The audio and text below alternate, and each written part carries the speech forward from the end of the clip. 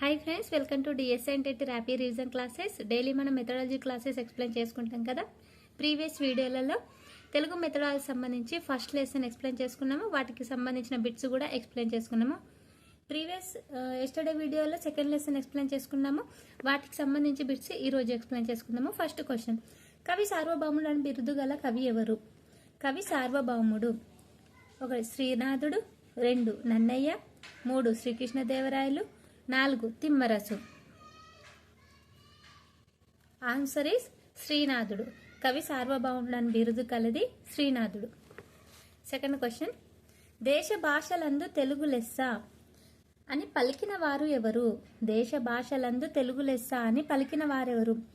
1 నన్నయ్య, శ్రీనాథుడు, తిక్కన, తిమ్మరసు. దేశ భాషలందు తెలుగు లెస్స అని పలికిన వారు సరే శ్రీనాథుడు. సాహితీ సమరాంగణ సార్వభౌముడు అని బిరుదు ఎవరికి ఉంది?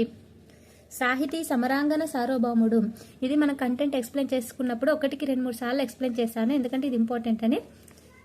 శ్రీనాథుడు, అన్నమాచార్య, శ్రీకృష్ణదేవరాయలు, నన్నయ్య. ఆన్సర్ ఈస్ శ్రీకృష్ణదేవరాయలు. శ్రీకృష్ణదేవరాయలు యొక్క బిరుదు సాహితీ సమరాంగణ సార్వభౌముడు. ఫోర్త్ క్వశ్చన్, అముక్త మాల్యద గ్రంథ రచయిత ఎవరు? అముక్త మాల్యద గ్రంథ రచయిత ఎవరు? 1 శ్రీకృష్ణదేవరాయలు, 2 నన్నయ్య, 3 తిమ్మరసు, 4 శ్రీనాథుడు. Answer is Srikrishnadevarayalu.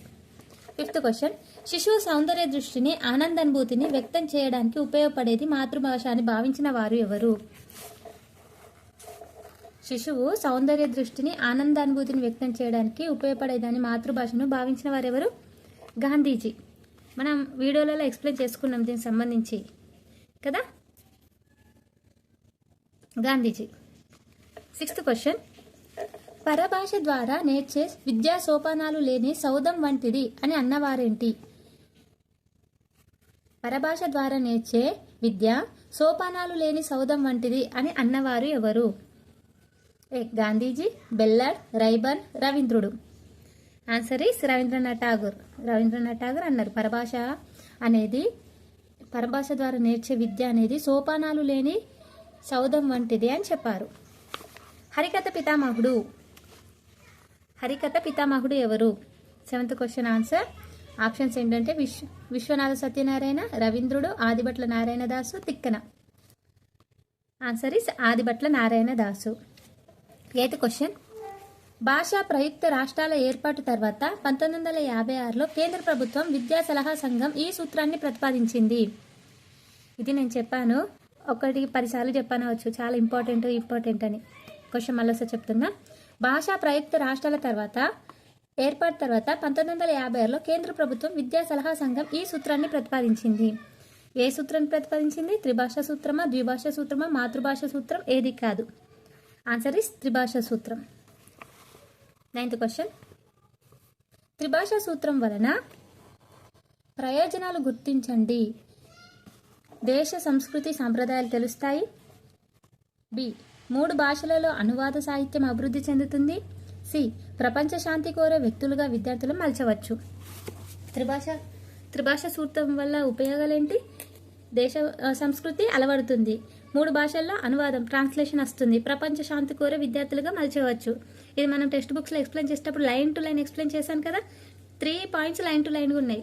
కంటెంట్ విన్న వాళ్ళకి బిట్స్ ఈజీగా పెట్టేస్తుందండి. ఎవరైనా వీడియో చూడని వాళ్ళంటే ఇప్పుడే ఒకసారి ప్లేలిస్ట్లో ఉంటుంది, ఖచ్చితంగా చూడండి. ఖచ్చితంగా చూసిన తర్వాతనే బిట్స్ చేయండి, ఎందుకంటే మీకు ఈజీ ఉంటుంది. ఓకే, ఆన్సర్ ఇస్ 5 అన్ని 4. 10th క్వశ్చన్, మన దేశంలో ఆంగ్లాన్ని బోధన భాషగా ప్రవేశపెట్టిన వారు? మన దేశంలో ఆంగ్లాన్ని బోధన భాషగా ప్రవేశపెట్టిన వారు ఎవరు? ఇది కూడా ఎక్స్ప్లెయిన్ చేసుకున్నాను, ఎందుకంటే ఆంగ్లాన్ని ఎవరు ప్రవేశపెట్టారు? స్వతంత్రం రాకముందు ఒకరు ప్రవేశపెట్టారు ఆంగ్లాన్ని బోధన భాషగా, పాఠశాలలో అదే ఉండాలి అని. ఎవరు? Lord Macaulay. నెక్స్ట్, మన దేశంలో ఆంగ్లాన్ని బోధనగా భాషగా ప్రవేశపెట్టిన సంవత్సరం? ఏ సంవత్సరం? 1835. నేను స్వతంత్ర పూర్వం అని చెప్పారు కదా, 1835 30 కన్ఫ్యూజ్ అవుతాం. 35. 12th క్వశ్చన్, 1910లో విద్యా విషయక బిల్లు ప్రవేశపెట్టిన వారు ఎవరు? 1910లో విద్యా విషయక బిల్లు ప్రవేశపెట్టింది గోపాలకృష్ణ గోఖలే గారు. 1910లో గోపాలకృష్ణ గోఖలే గారు విద్యా విషయక బిల్లు ప్రవేశపెట్టారు. 1916లో కాశీ హిందూ విశ్వవిద్యాలయ సానోత్సవంలో మహాత్మా గాంధీ చేసిన ఉపన్యాసం. 1918లో కలకత్తా విశ్వవిద్యాలయం కమిషనర్ నివేదిక. 1929లో హార్టాక్ కమిటీ నివేదిక. 1936లో వుడ్ ఎబ్సర్ట్ కమిటీ నివేదిక కూడా బోధన భాషగా మాతృభాషకే ప్రాధాన్యం ఉండాలని చెప్పారు. కానీ లార్డ్ మేకల్ ఉంటారు కదా, అంటే ఆంగ్ల భాషను ప్రవేశపెట్టింది, అతను ఏమాత్రం ఒప్పుకోలేదు. కాబట్టి వీళ్ళందరూ ఎన్ని విద్యా విషయక బిల్లులు వేసినా కూడా వాటిని అన్నింటినీ చెల్లుబాటు అయ్యేది కాదు లార్డ్ మేకల్ ముందు, ఎప్పుడు స్వతంత్ర పూర్వం ముందు. ఓకేనా, ఇదంతా నేను కంటెంట్లో ఎక్స్ప్లెయిన్ చేశాను వీడియోలో. ఎవరైనా చూడని వాళ్ళు ఉంటే చూడండి. ఆన్సర్ ఈస్ 1910లో విద్యా విషయక బిల్లు ప్రవేశపెట్టింది గోపాలకృష్ణ గోఖలే. 13. మాతృభాష మాధ్యమంగా రూపొందించాలని మాతృభాష ప్రాధాన్యతను హరిజన పత్రికలో రాసిన వారెవరు? మాతృభాష ప్రాధాన్యత గురించి ఇక్కడ హరిజన పత్రిక అనగానే ఎవరు గుర్తు రావాలి మనకు? Gandhiji. Answer is Gandhiji. 14th question. మాతృభాషలోనే విద్యా బోధన జరగాలని నొక్కి చెప్పిన వారెవరు? మాతృభాషలోనే బోధన జరగాలని నొక్కి చెప్పిన వారు ఎవరు? Radhakrishna commission, Mudaliar commission, 3 Kothari commission, 4 పైవాన్ని.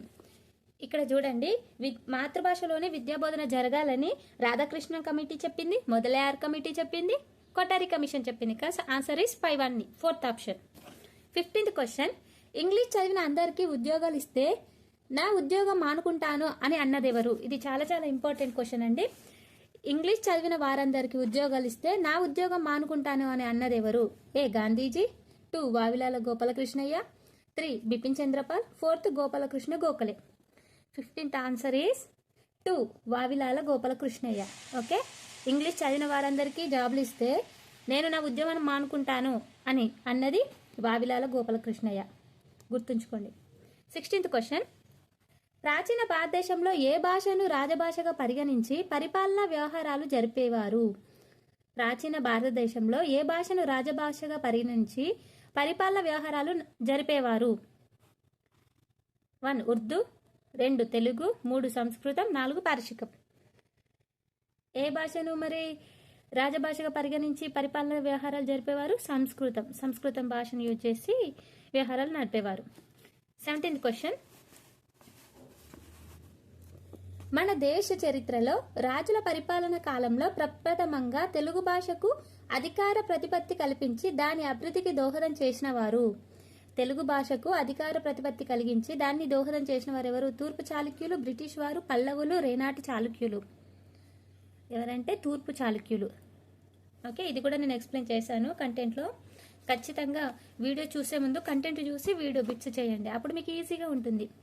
1913లో జాతీయ ఉద్యమానికి పునాది అయిన ఆంధ్ర మహాసభ ఎక్కడ జరిగింది? ఆంధ్ర మహాసభ ఎక్కడ జరిగింది? ఎప్పుడు? 1913లో.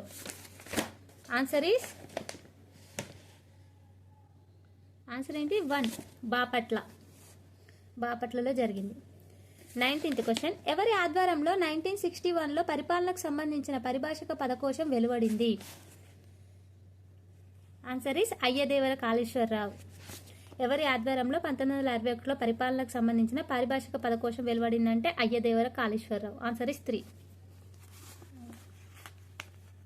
Answer is 3 Ayyadevara Kaleswararao. 20th question.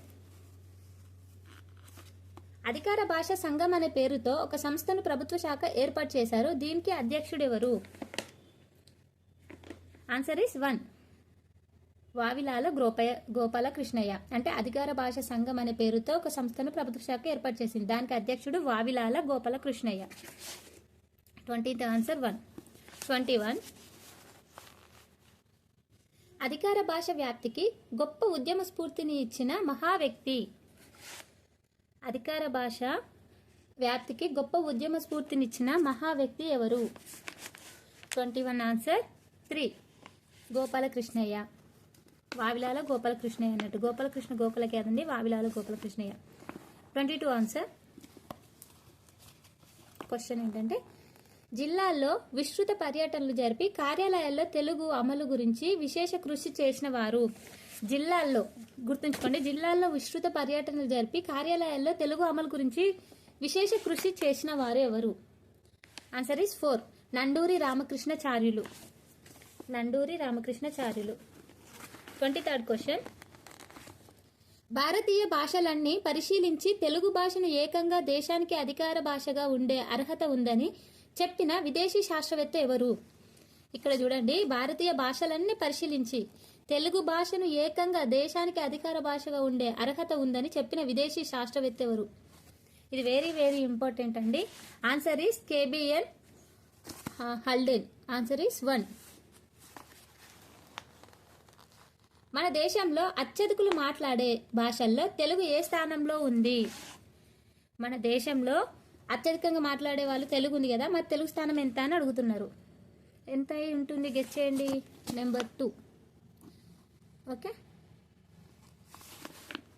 25th question. Nizam రాష్ట్ర ఆంధ్ర సారస్వత పరిషత్తు అనే సంస్థను ఏర్పాటు చేసిన వారు?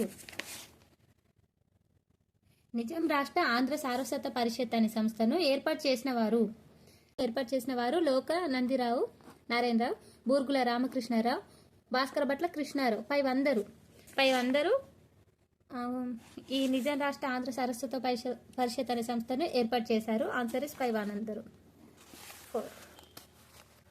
నిజాం రాష్ట్ర ఆంధ్ర సారస్వత పరిషత్కు మాతృస్థానం ఏది? వరంగల్. ఇది నేను చెప్పలేనండి, భాషా ప్రయోజన స్తోపాలు, ఇది టెక్స్ట్ బుక్లో నేను ఎక్స్ప్లెయిన్ చేయలేను. 9th question. 10+2+3 విద్యా ప్రణాళికలో తప్పనిసరిగా త్రిభాష సూత్రాన్ని అమలు చేయాలని 1978లో ఎవరు నిర్ణయించారు అని అడిగారు. 1978లో ఇక్కడ చూడండి, 10+2+3 అంటే 10th plus inter plus degree, ఈ విద్యా ప్రణాళిక త్రిభాష సూత్రాన్ని ఎవరు అమలుపరిచారంటే first option NCERT, second SCERT, third CBSE, 4th కేవ్. 1978లో నిర్ణయించింది NCERT. First option is right. 13th question. త్రిభాషా సూత్రాన్ని సూచించిన అమలుపరిచిన కమిటీలు వరుసగా. త్రిభాషా సూత్రాన్ని సూచించిన మరియు అమలుపరిచిన కమిటీలు వరుస క్రమం అడుగుతున్నారు. ఇది వెరీ వెరీ వెరీ ఇంపార్టెంట్. 2024లో వచ్చింది టెట్లో. First question. కొఠారి కమిషన్ 1964-66, కేంద్ర విద్యా సలహా సంఘం 1958. Second option NCERT NCTE. Third question RTE 2009, NCF 2005. Fourth option కేంద్ర విద్యా సలహా సంఘం 1956, కొఠారి కమిషన్ 1964-1966. వరుస క్రమం అడిగారు. వరుస క్రమం కాబట్టి ఫస్ట్ ఎవరు కేబ్ నిర్ణయించింది, అమలుపరిచింది, తర్వాతనే Kothari commission 1956 cab, after 1964-66 Kothari commission. Answer is 4th option. చూడండి 35th క్వశ్చన్. లింగ్విస్టిక్ సర్వే అనే గ్రంథాన్ని రచించిన వారు ఎవరు? లింగ్విస్టిక్ సర్వే అనే గ్రంథాన్ని రచించిన వారు ఎవరు? గ్రియర్సన్. ఇక్కడ ఇంకా క్వశ్చన్ 33 క్వశ్చన్ చూడండి ఒకసారి. ఉపన్యాసాలు, వచన రచనలు, వార్తాపత్రికలు, సినిమాలు, రేడియో, టీవీ మొదలగునవి విజ్ఞాన వ్యాపక సాధనాలన్నీ ఏ భాషను వాడుతున్నాయి? ఇవన్నీ ఏ భాషను వాడుతున్నాయి అంటే శిష్ట వ్యవహారిక భాష. ఆన్సర్ ఈస్ శిష్ట వ్యవహారిక భాష. నెక్స్ట్ 36 క్వశ్చన్ చూడండి. పదాల వాక్యాల నిర్మాణం నిర్దిష్టమైన సూత్రాలకు కట్టుబడి ఉండి ఏమాత్రం సడలింపుకు ఆస్కారం లేకపోవడం ఈ భాష యొక్క ముఖ్య లక్షణం. పదాల వాక్యాల నిర్మాణం నిర్దిష్టమైన సూత్రాలకు కట్టుబడి ఉండి ఏమాత్రం సడలింపుకు ఆస్కారం లేకపోవడం ఈ భాష లక్షణం. ఏ భాష లక్షణం మరి? ఆన్సర్ తెలిసిన వాళ్ళు కామెంట్లో ఒకసారి చేయండి. పదాల వాక్యాల ఎందుకంటే ఖచ్చితంగా ఉండేది ఏది? శాశ్వతం, గ్రాంధిక భాష. మనం ఇవన్నీ ఎక్స్ప్లెయిన్ చేసుకున్నాం. గ్రాంధిక భాష, వ్యవహారిక భాష, మాండలిక భాష, శాసన భాష అని. ఓకే, ఆన్సర్ ఈస్ గ్రాంధిక భాష. First option. ప్రామాణిక భాష లక్షణాలు ఏంటో చూద్దాం. ప్రాంతీయ భేదాలు ఉండడం, మేధవీకరణకు అనువుగా ఉండడం, ఆధునికుల గ్రంథ రచనకు అనువుగా ఉంటుంది, పరభాష పదాలను సులువుగా స్వీకరించడం అనువుగా ఉండడం, అవసరమైతే వాటిని సమ్మిళితం చేసుకోవడం. ఇందులో ప్రామాణిక భాష లక్షణం కానిది అని అన్నాం. మరి కానిది ఏంటి అంటే ఒకసారి చూడండి. ప్రాంతీయ భేదాలు ఉండడం. ప్రామాణిక భాష లక్షణాల్లో ప్రాంతీయ భేదాలు ఉంటుందా? ఉండడం అని అనుంది, కానీ ఇది కాదు. Answer is ఫస్ట్దే.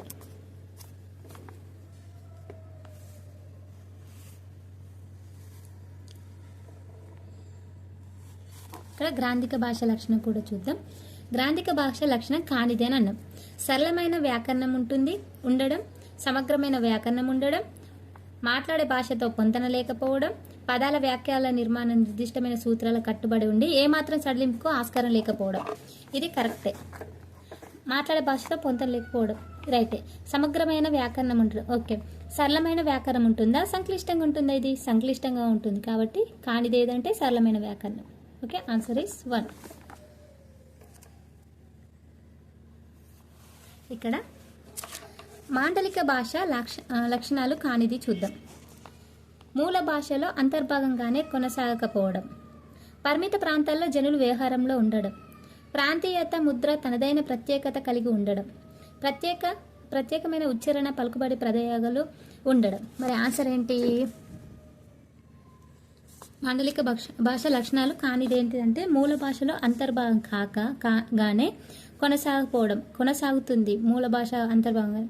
ఎందుకంటే ఏ ప్రాంతానికి సంబంధించి ఆ ప్రాంతంలో భాష మాట్లాడతారు కదా, మూల భాషతో అంతర్భాగం కొనసాగపోవడం అని ఉంది. ఇది రాంగ్ ఆన్సర్. Answer is 1.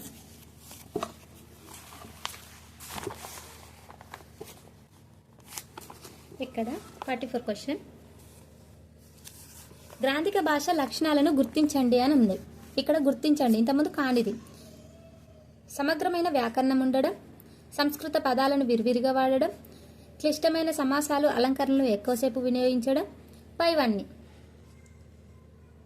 ఏంటిది? దీని లక్షణాలు ఏంటి? సమగ్రమైన వ్యాకరణం ఉంటుంది. అవును, ఎందుకంటే సంక్లిష్టం కాదు, సమగ్రం. సంస్కృత పదాలను విరివిరిగా ఉపయోగించడం రైట్. క్లిష్టమైన సమాసాలు అలంకరణ ఎక్కువగా వినియోగించడం.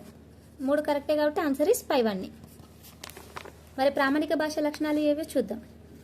సరళమైన వ్యాకరణం ఉండడం. గ్రాంధిక భాషలో సంక్లిష్టంగా ఉంటుంది, ఇక్కడనేమో సరళంగా ఉంటుంది. ప్రామాణిక భాష నమ్రతతో కూడిన స్థిరత్వం ఉండడం. ఓకే. మాండలిక వైవిధ్యాలను తగ్గించి మాండలిక భాషలను ఒకే బాటలో నడపడం. 3 కరెక్టే కాబట్టి ఆన్సర్ ఇస్ పైవన్నీ. ఓకే, ఈ వీడియో మీకు నచ్చినట్టయితే లైక్ చేయండి, షేర్ చేయండి, మీ ఫ్రెండ్స్ కూడా షేర్ చేయండి. Thank you.